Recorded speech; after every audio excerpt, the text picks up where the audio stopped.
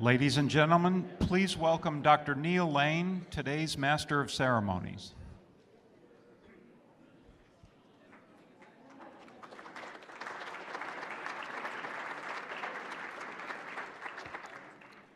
Well, good morning, everyone. Welcome. I'm Neil Lane. It is my pleasure to welcome you to today's convocation, which is hosted by the National Academies of Sciences, Engineering, and Medicine, and sponsored by the Carnegie Corporation of New York, the Andrew W. Mellon Foundation, and the National Academy of Science W.K. Kellogg Foundation Fund.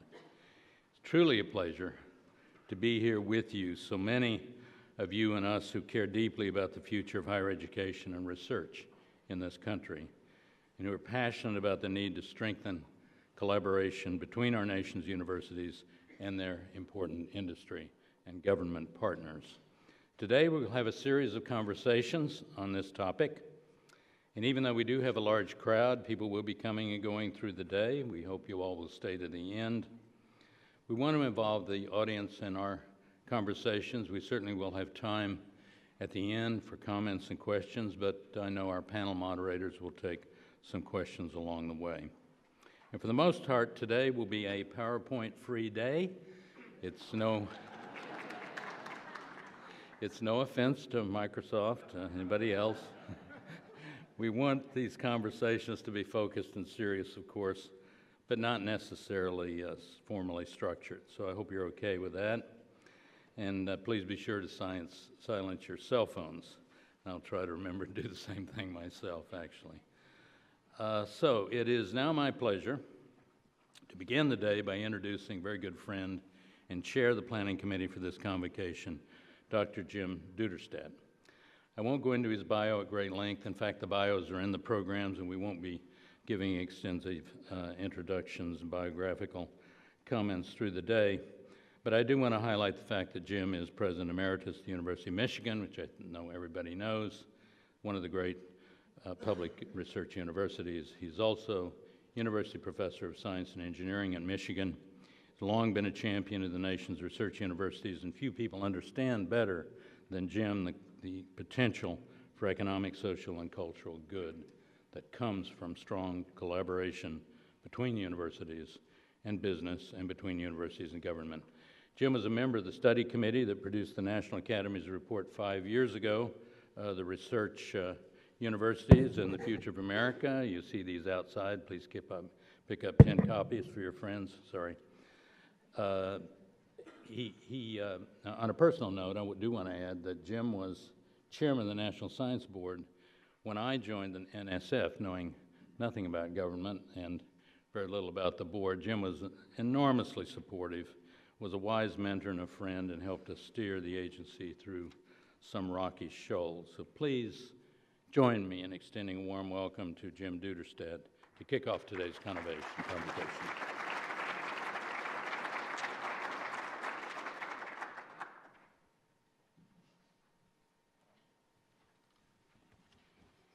Well, good morning. I've been asked to provide a very quick background on how this convocation got started. First thing I have to do, however, is kind of do a little reworking of the title, Revitalizing the University Industry Government Partnership. At the National Academies, we kind of turn that around a little bit, recognizing that frequently we're speaking more to government than we are to universities. And so it's GUI, but since that's GUI, we add RR on it and call it the Government University Industry Roundtable, GWIR. Anyway, back to the beginning. While America was engaged in the Civil War, Congress, through the Morrill Land-Grant Act, actually forged this partnership for the first time with the federal government, the states, higher education, and industry, aimed at selling federal lands and then taking the proceeds from that to create a new kind of university, a public university, that would extend educational opportunities to the working class, but beyond that, would do the applied research that is absolutely essential to the nation's economy at that time. Agriculture, with agricultural experiment stations, mining industry, and that kind of built much of the economy of the United States during the 19th century. I should note that 1 year after the Morrill Act, President Lincoln signed another act to create the National Academy of Sciences, so it has run in parallel through much of that time. 80 years later, emerging from the Great Depression and World War II, and following a framework developed by a wartime technology leader, Vannevar Bush, Congress acted again to strengthen that partnership by investing very heavily in basic research, in graduate education, and in so doing, they built the world's greatest research universities that produced the well-educated graduates in scientific and technological innovation that really were key to our robust economy. In fact, economists suggest that over the last several decades, roughly 40 to 60% of the economic growth of this nation has been due to R&D, to new knowledge. And another 20% of the growth has been added by the rising skill base of our population. That is, put it another way, educated people, the knowledge they produce, the innovation and entrepreneurial skills that they possess have really become the keys to economic prosperity, public health, and national security during our times. Yet we face a great many challenges, as I think we're all aware. Federal policies no longer place a priority on university research and education. Basic research funding has dropped off about 20% over the last decade. In the face of economic challenges and the priorities of aging populations, states no longer are either capable or willing to support their public research universities at world-class levels. We estimate in the study that we did on research universities that they lost on the average about 30% of their support over the last decade. At Michigan, our support from the state is now less than 8%.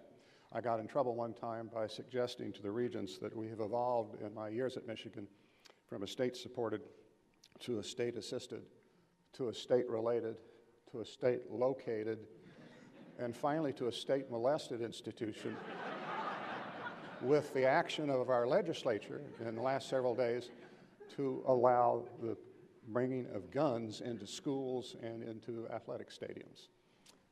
Fortunately, Michigan has constitutional autonomy, so we think we can keep them out of our stadium, but nevertheless, it's a sign that's very disturbing.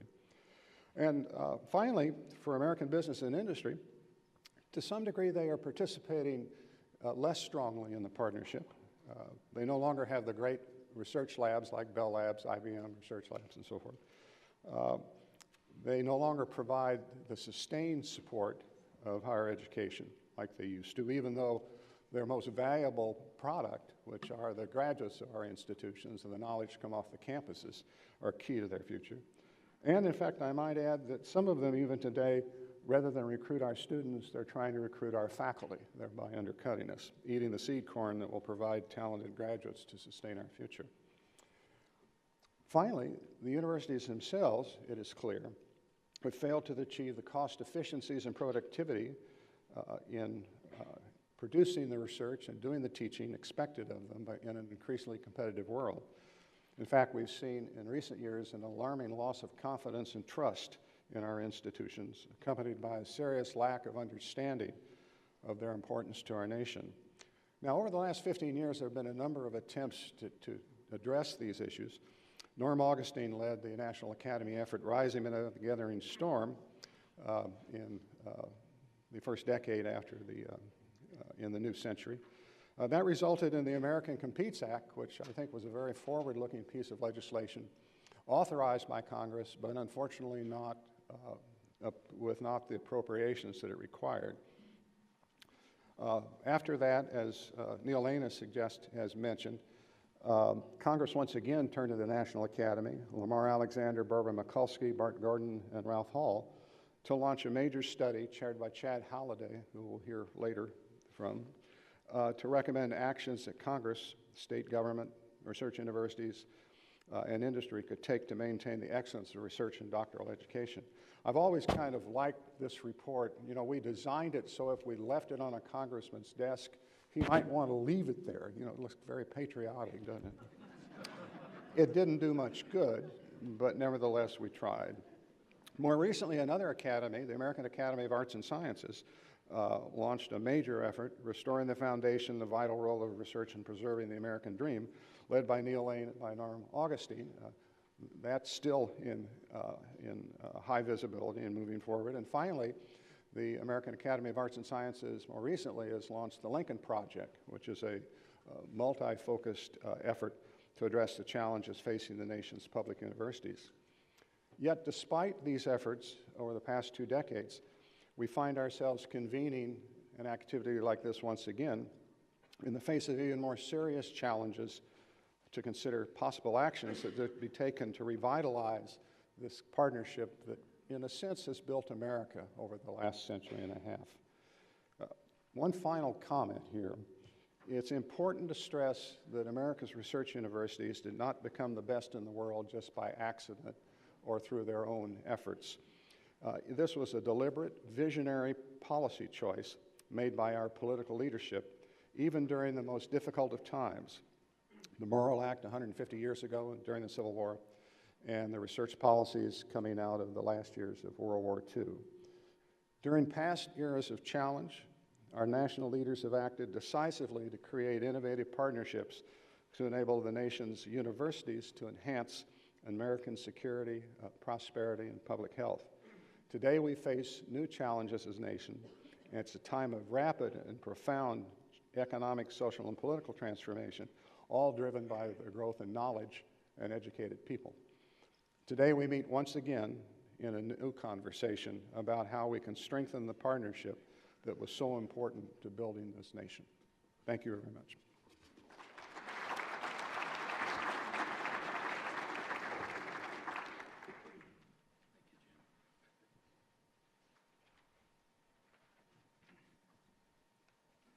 Thank you very much, Jim. It's now my great pleasure and honor to introduce our next speaker, the President of the National Academy of Sciences, Dr. Marcia McNutt, who, as you all know, has had a very distinguished career as a scientist, policy leader, and who assumed the presidency of the National Academy of Sciences in June 2016, becoming the first woman to lead this 153-year-old organization. Marcia certainly cares deeply about education and the role of our nation's colleges and universities in supporting and advancing science, and was very involved in helping to plan this convocation. Before taking over as the leader of the Academy, she was the 15th director of the United States Geological Survey, first woman to hold that post as well, and was also science advisor to the U.S. Secretary of the Interior. Please join me in welcoming Marcia to the stage.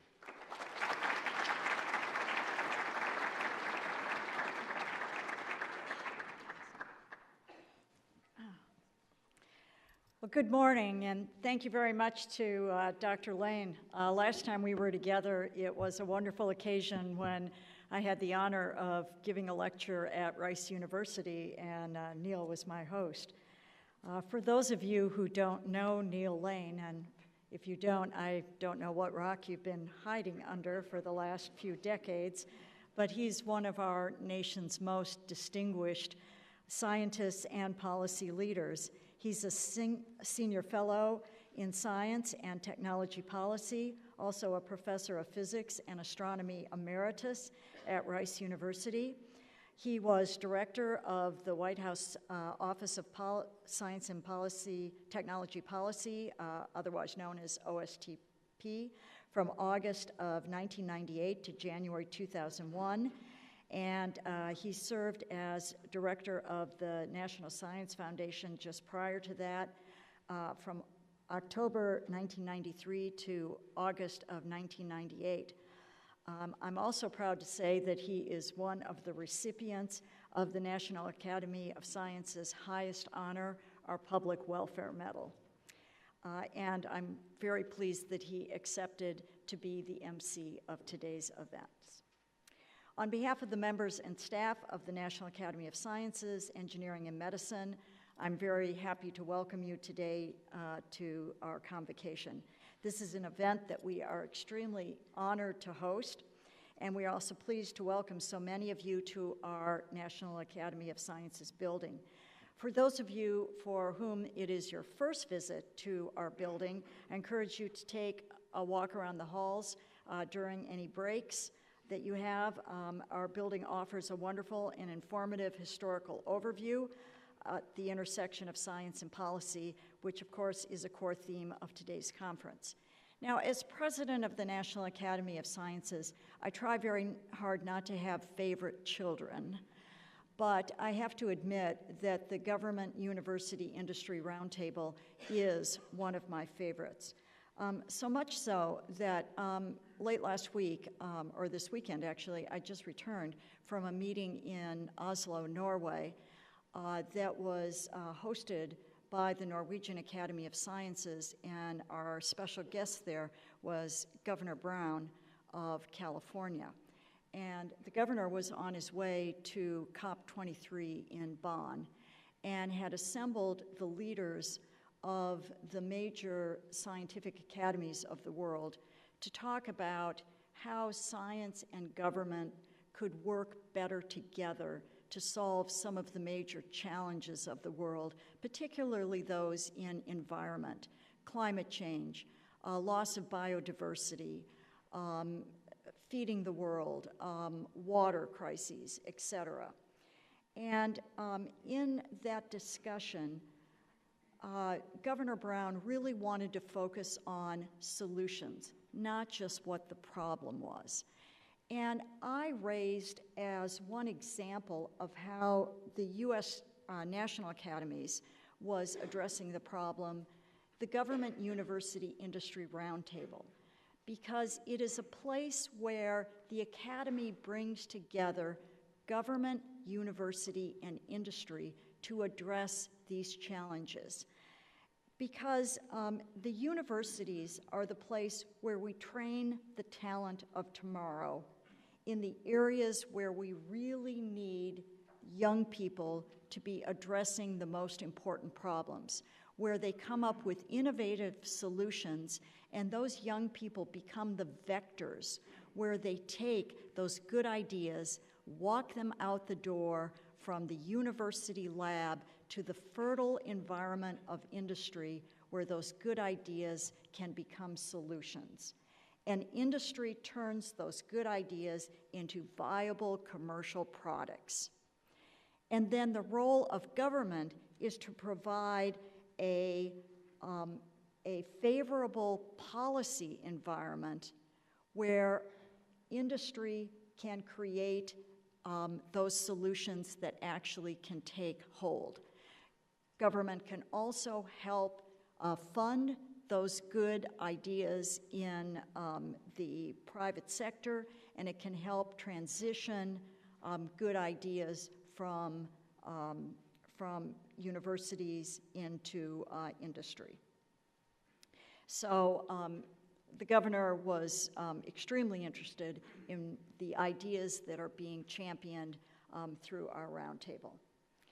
Now, you just heard from Jim Duderstadt about the Lincoln Project at the American Academies. Well, I'm very pleased that the American Academies has the Lincoln Project, but we actually are the Lincoln Project here at the National Academy, because the National Academies was actually created in 1863 by President Abraham Lincoln. This was during the Civil War, a time of great social, economic, and cultural upheaval, when President Lincoln asked Congress to create an independent, non-governmental agency to provide advice to the government and to the nation on matters of vital importance to the country. This was very prescient of the president to recognize that independent, unbiased, science-based research would be essential to the future of the young nation. I hope you would all agree that during our current time, which is also marked by social, cultural, and economic uncertainty, we continue to need the evidence-based advice and counsel of an organization such as the National Academies in order to guide our policy deliberations in the U.S. We believe that this is certainly the case with respect to higher education and its role in supporting and advancing scientific research and discovery. Now, I know that each of you is passionate about the importance of education and research in relation to our nation's economic, social, and cultural development. Here we share your commitment, but we are also concerned that the public trust in higher education and therefore the willingness to invest in science, engineering, and medical research and innovation is unfortunately being eroded. Our hope is that today's convocation sparks a national conversation on the need for government to recommit to significant investments in higher education and research, on the need for stronger ties between industry and universities in the research space, on the need for universities to do a better job of adapting to the 21st century economic, social, and health challenges by strengthening their commitment to basic research, to educational excellence, and to equity, and by becoming even more efficient and effective with their use of federal research dollars.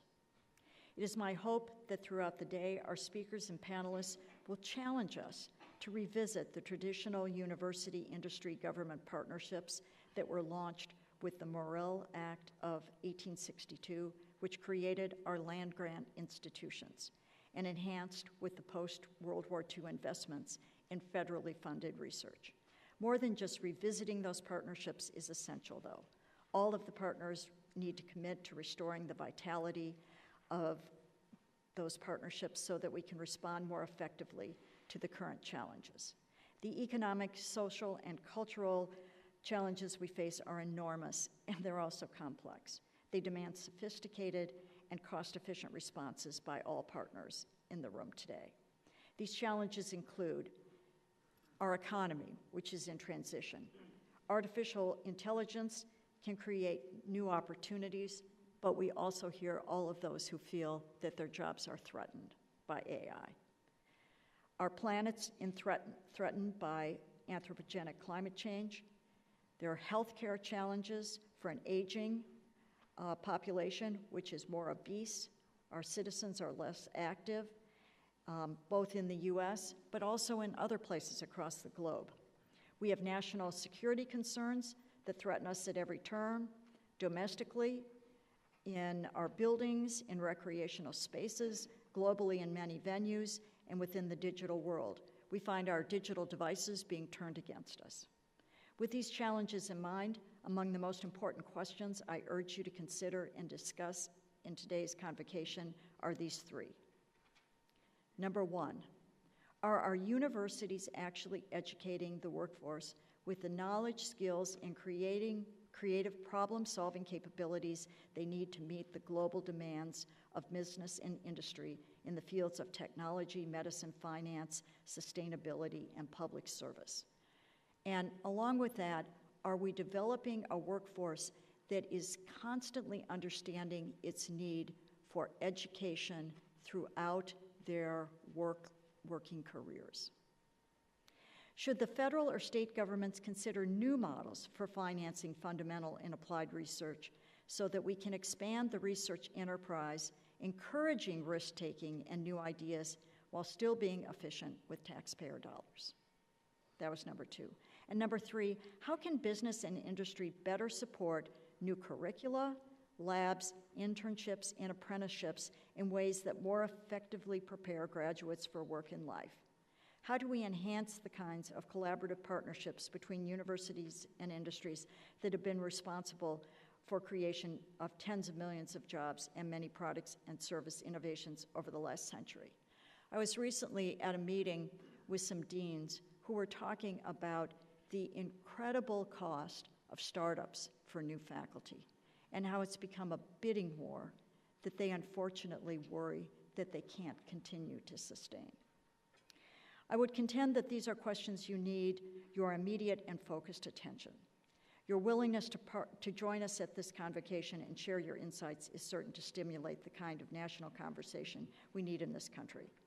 I'm heartened that more than 400 educators, scientists, engineers, health professionals, industry leaders, and public policymakers have come together to elevate interest and enthusiasm for new ways of thinking about structuring university-government industry partnerships. So our members and staff are ready and willing to continue to play a role in this conversation. We look forward to ideas and outcomes of today's conversation, including any steps that the national academies might take to support this vital national initiative in the months and years ahead. So thank you very much, and I look forward to the outcome of the discussion. So good luck today. Thank you.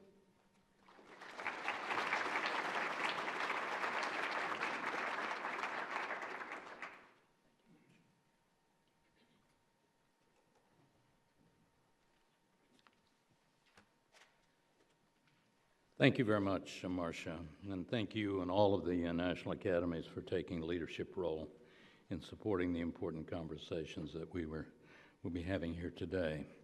A moment ago, I mentioned that Jim Duderstadt was a member of the committee that 5 years ago produced the report, which we've held up a couple of times, Research Universities and the Future of America. Let me now introduce the chair of that study, Mr. Chad Holliday, who could not be with us in person but sent some welcoming remarks via video. Chad is the chair of the board of directors of Royal Dutch Shell and has a full calendar. He was chief executive officer of DuPont from 1998 to 2009 and was also chairman of the board of Bank of America. May I ask that we roll the video, please? Good morning. I'm Chad Holliday. I'm very sorry I can't be with you today due to a schedule conflict, but I thank you for taking time to focus on revitalizing our nation's research universities. I had the honor of working on the National Academies Committee along with Jen Duderstadt and Peter Henderson and so many more great people who contributed to the work. I think about Chuck Vest every time I focus on this subject, the individual that asked me to serve, because Chuck felt so strongly of the importance of our university system and how we must keep it strong. Our committee came up with 10 recommendations that I'm sure you have there in the room, but they focus on stable funding so you can have a plan, a business cooperation, maybe being cost effective in everything that we're doing, eliminating the unnecessary burden that's placed on universities that stood out to us so much just because no one had taken a hard look at the system. And finally, and perhaps as important as any, is the diversity our great nation brings. Make sure it's reflected in our university system. What I'd like to share with you today is from my experience working on the committee. It was a group of people that as I entered the room, I was concerned maybe we would be so many different points of view. We couldn't agree. There was great agreement. There was tremendous solidarity around the importance. And although we would debate at length individual details, the overall thrust of what needs to be done was in total agreement. And I hope you will conclude something very similar to that today. As you work the day, what I would recommend if I was there in person is don't focus on the current administration, its pros, its cons. I was at a session just last August with a group of 21 Congress people, 10 were Republicans, 11 Democrats, focusing on energy and climate change, topics that may be taboo in some quarters. But what I found is in the sessions, and they were 4-hour sessions over a 3-day period, no one talked about the current administration. They focused on the topic at hand, how we can make progress on the subject. So my suggestion to you today is follow the slogan, I shall not complain, because complaining isn't going to help much. Focus on differences we can make to really revitalize universities. I don't think we need another report. I think we need processes that will have wins to revitalize. Find ways to focus on the wins that have taken place and how we can communicate them better so others can learn from that. It's important we win this battle. I wish you the best. We look forward to catching up with Jim and Peter and finding out how the day went. Thank you very much.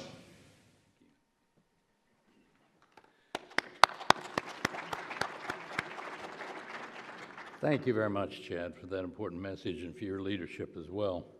Our final speaker, before we take a break, is someone well known to all of you, the Honorable Rush Holt, the former United States Representative from New Jersey's 12th Congressional District, seat he held from 1999 to 2015. In February 2015, he became the CEO of the American Association for the Advancement of Science, AAAS. Dr. Holt received his MS, PhD degrees in physics from New York University. He taught physics, public policy, and religion courses at Swarthmore College. During his tenure in Congress, he was one of 3 physicists at various times there and was a strong advocate for science and education and for progressive policy in general. Please welcome Rush Holt.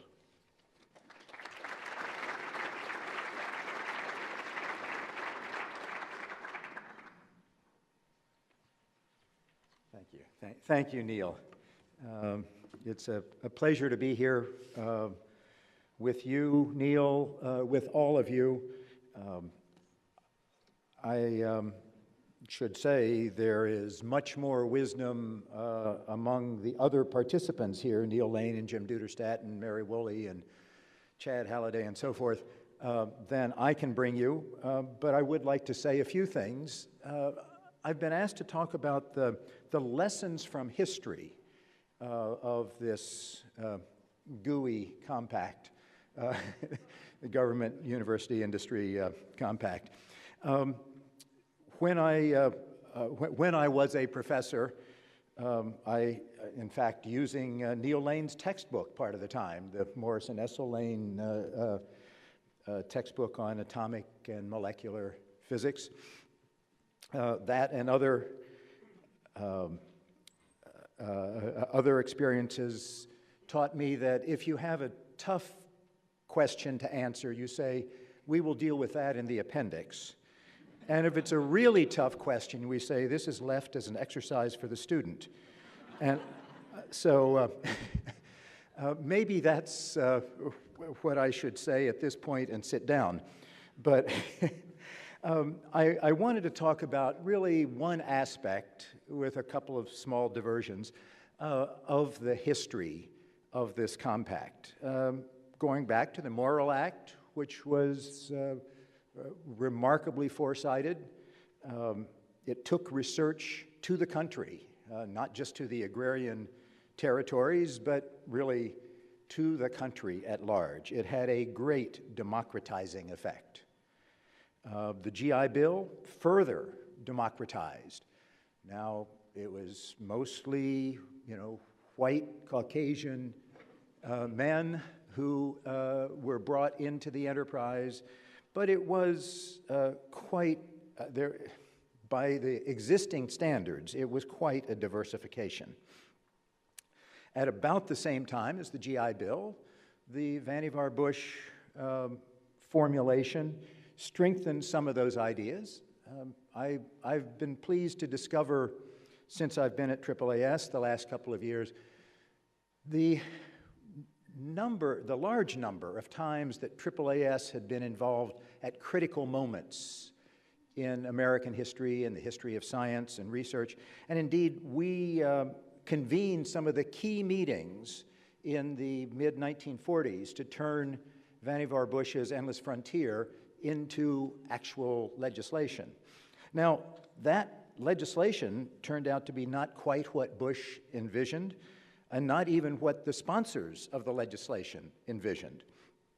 But what was established was that research was truly an investment in the nation. It was the path to progress, that science, research, education, and production were all intertwined.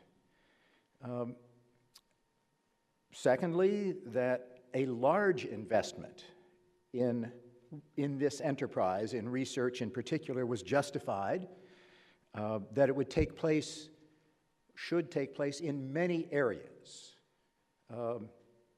not just defense technology or agriculture, but really broadly, that it would be not only well-funded, but it would be distributed, those funds would be distributed by the scientific community, who would be the judge of scientific merit, and that they should and would, and the country would benefit if they did, establish high standards. The concept that came out of the Bush formulation has not withstood the passage of time. The linear model of basic to applied to work related to production has been found wanting over and over again. Various attempts, such as Don Stokes' effort to reformulate it into the Pasteur's quadrant two-dimensional approach, hasn't really fully taken hold, and so that although the linear model has been found wanting by most people who look at the process analytically, it has survived in the minds of my former colleagues in Congress and in the public at large. That there is this progression from basic to applied to production. But the Vannevar Bush formulation has not withstood the test of time in a number of other ways.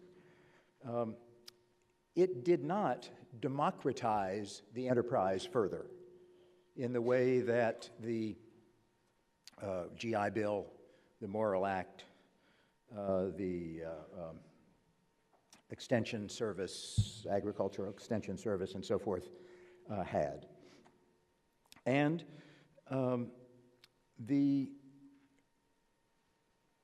research educational partnership that was implicit in the Vannevar Bush formulation was really supposed to take place at a relatively small number of research centers, that there would be a dozen or so research universities.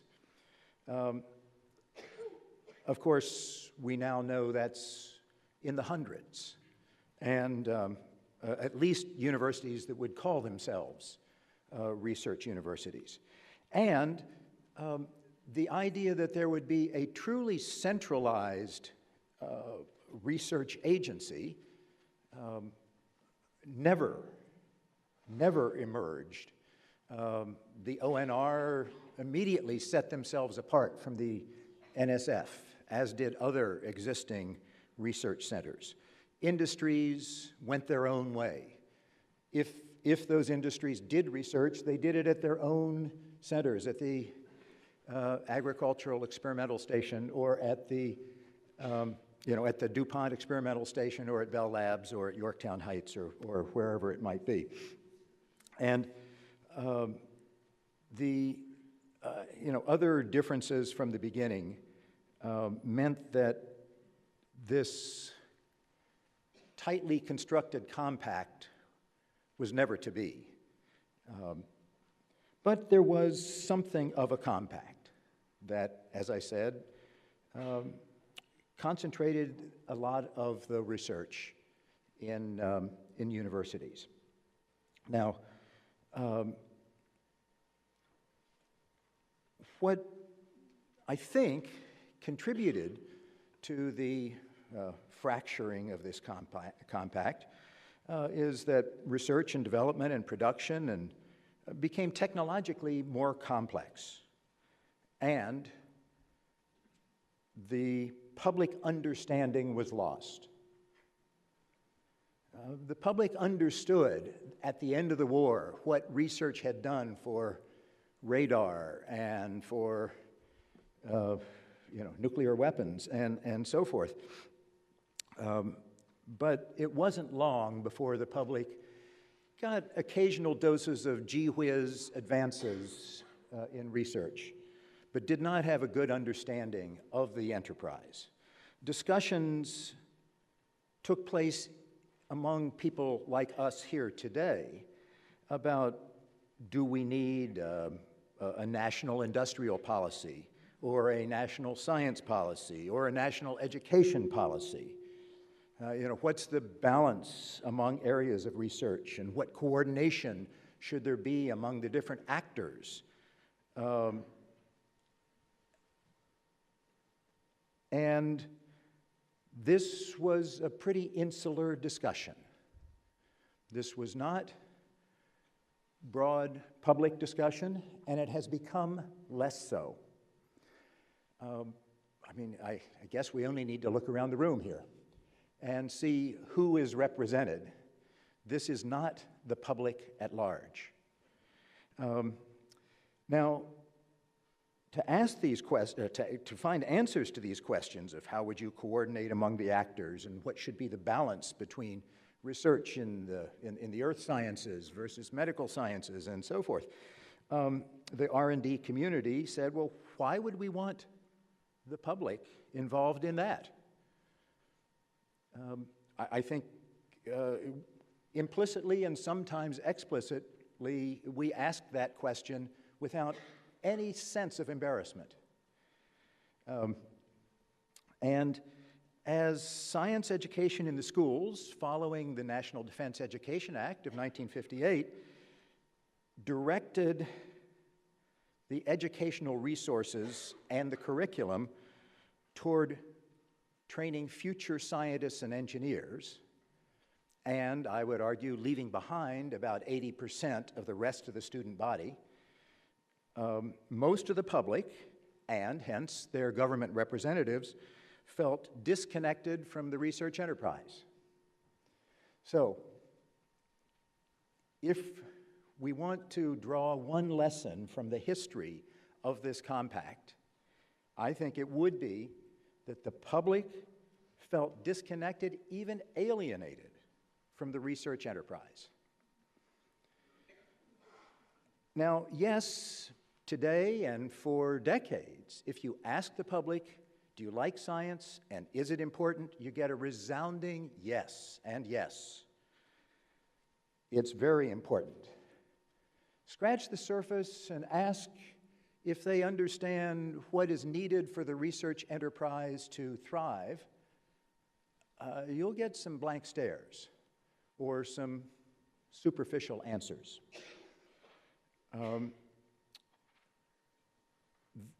The public, and I spent 20 years in public office, or not quite, 2 decades roughly, in public office, and so does that make me an expert on public opinion? No, but I have some observations. And most people think that research is what researchers do, and it is relevant to them. That they are smart, but they are insular and aloof. Now, policymakers, who are, after all, a distillation of the public, share, I think, this sense of unfamiliarity and irrelevance. Basic, applied, curiosity-driven, production-oriented, what's the difference? Scientific evidence, opinion, wishful thinking, what's the difference? A recent survey, actually several surveys, have asked in one way or another the question, if federal funding for research went away, would there be a crisis? And the general answer is no. I mean, it would be filled in by philanthropy or industry, or the research would happen. Not much would be lost. I mean, what are they thinking? Well, they're not thinking about it. That's the point. That's why proposals to cut funding and support for facilities and administration in university research would not be immediately dismissed and laughed out of the room. That somehow, for us, a little bit of reflection would say that these expenses are not indirectly related to the success of research and the ability of research to benefit people. But clearly, enough people don't answer the question that way, and that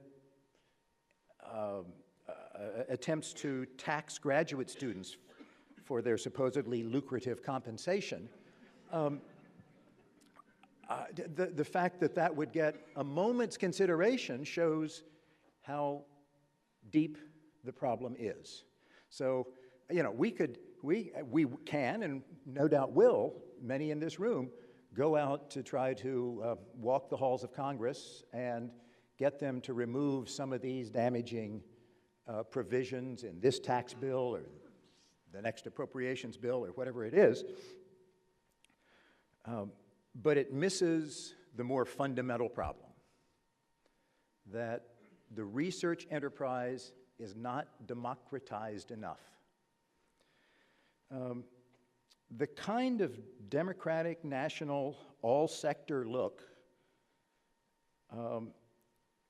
to gain understanding of the necessary conditions for R&D to thrive, the necessary conditions, we would argue, for progress, will be very hard to accomplish. There are a lot of questions on your agenda, either explicitly or implicitly here, and great questions. Has the nature of knowledge and its relevance changed? And so, is the path toward gaining that reliable knowledge through research and scientific research, has that changed because the nature of knowledge has changed? And are traditional techniques and methods of research and education outmoded? And can individual workers gain the flexibility necessary to do the next new thing when AI robots displace them from their current work? But I would argue the key question that we should be asking ourselves, very and very important, how do we move from lip service paid to diversity, opportunity, equity in science research? To the extent that lip service has been paid, or even substantive arguments have been made about the need for improved diversity, increased diversity, more opportunity, stronger equity, the argument has been on humane grounds, and then sometimes on not wasting the talent of large numbers of the population. I think it's more fundamental than that. If we don't get serious, really serious about diversifying the scientific research enterprise, we will soon discover that we cannot sustain that enterprise. And we cannot pretend to be serving society if the practitioners in the enterprise don't resemble the society at all, or barely. So, as we today say we hope to repair or revitalize or reconstitute the IUG Compact or the GUI Compact, I think we need to ask ourselves, are there any Thanksgiving tables where this will be discussed? I think Neil said this is, we've got a lot of these nice things that we could give to a friend. I can imagine what my friends would say if I gave it to them. Say, hey, you're my friend? So, as we ask all of these questions, tough as they are, and as I say, maybe we should leave them as exercises for the reader, since we'll have trouble really answering them. But as we take on these questions, we mustn't forget, I think, the important question that comes out of the history of this compact, which is, how do we maintain the progress toward democratization of the process that is the key to the success of our progress over the last, since 1863, the Morrill Act, the 19-teens and the Extension Service and the 1940s of the GI Bill? I don't quite know the answer, but I leave that as a challenge to the reader. Thank you.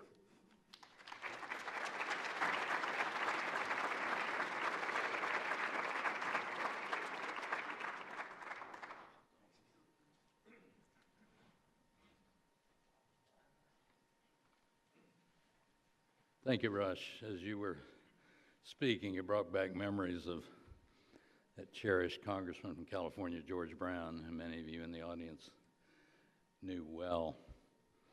And it must have been sometime in the 70s that in a speech he gave, or maybe more than one, he urged us as scientists to engage the public. He said we really weren't doing it. We needed to. He knew that because of the experiences that Rush has talked about when you're going head-to-head in the halls of Congress. I think he gave rise to sort of in my own case, the idea of a civic scientist. I mean, a scientist who really does get out of the laboratory more and engage the public in whatever many multitude of ways he or she can really be most effective. But when times are tough, it's tough in the lab also, and it's tough on the campus, and people hunker down for reasons we all completely understand and appreciate. So somehow we got to find a model that recognizes that, the difficult time that young people particularly are having in the universities these days, and even university administrators like presidents may be challenged from time to time. Find a way for the whole enterprise, as Rush has talked about it, to do the things that we're talking about today and the particular challenge that Rush laid before us. So thank you again, Rush. So now we're going to take a 15-minute break, 15-minute break. It's hard to get several hundred people out and back in the room, but please do make it a quick break. We've got a very tight schedule. I want to particularly draw your attention to 7 teams of university innovation and entrepreneurship startup groups set up in our Great Hall just outside the door. These are university-affiliated startups, and they demonstrate the economic benefits of university industry government collaboration. And during our breaks and our lunch and the reception, I urge you to make your way around to each one of these tables and see for yourself the fruits of these government industry university collaborations. See you back in 15 minutes. Thank you.